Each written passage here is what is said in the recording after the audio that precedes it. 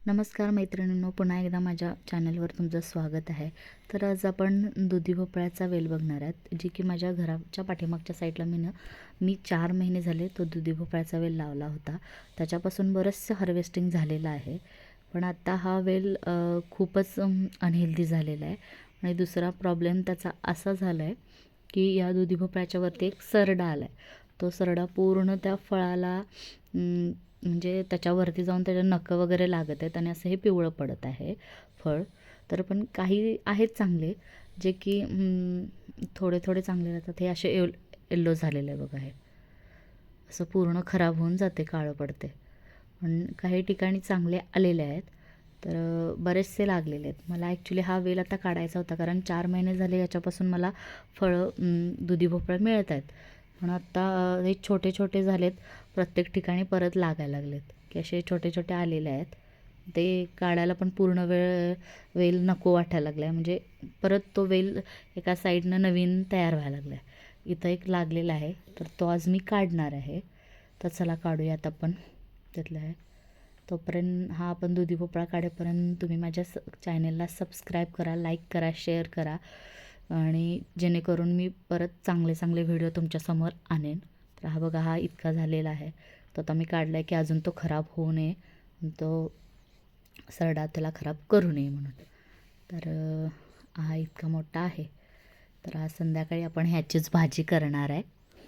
तर हे बघा, हे असे छोटे छोटे लागलेले आहेत सगळ्या वेलेला. आणि इथं आहे तो घोसावळ्याचा वेल आहे, तिथं घोसावळे पण लागलेले आहेत. त्याच्यापासून पण आम्हाला भरपूर प्रमाणात घोसावळे वगैरे भेटलेले आहेत. आणि आता तो पण वेल खराब होत आला आहे, आणि तो मी बियांसाठी ठेवलेला आहे.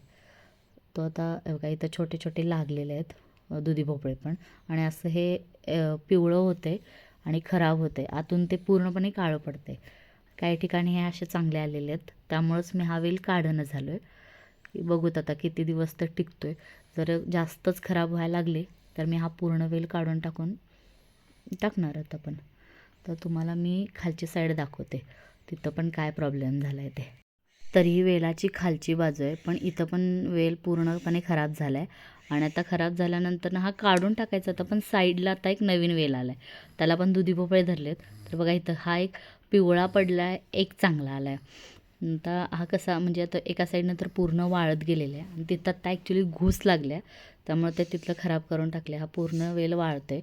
तर आता हा मी एक थोड्या दिवसानंतरनं फळ थोडे आले की ते काढून हा वेल पूर्णपणे काढून टाकणार आहे. असं झालं. तर मैत्रिणींनो, इथं पण वरती फूल लागलेलं आहे. तर घोसावळ्याचा दुसरा वेल नवीन तयार होत आहे आणि त्याला लागलेले आहेत. तर आता बघूत आपण, हे तर किती चांगले घोसावळे येतात. जर छान आले तर मस्तच आहे, भजी करून खायचे.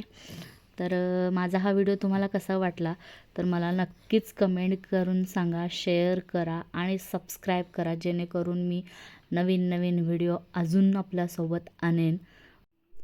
मी तर माझ्याकडून भरपूर प्रमाणात त्याच्यावर उपाय केलेले आहेत. तुमच्याकडं काही उपाय असेल तर सांगू शकताय मला. आमच्या मम्मीने पण मला सांगितलं होतं की ह्याच्यावर गोमूत्र मार, त्यामुळे येणार नाहीत. तर ते मी मारलं होतं. ते बघा, इथं छोटे छोटे लागलेले आहेत. तर बघूत, इथं पण वरती पण आलेले आहेत छोटे छोटे. इथं एक लागलेला आहे. तर बघू आता काय होतं आहे. तर हा इतका मोठा आहे.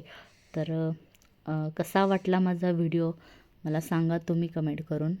आणि प्लीज प्लीज सबस्क्राईब करा, लाईक करा, कमेंट करा आणि शेअर करा. धन्यवाद सगळ्यांना. Bye bye.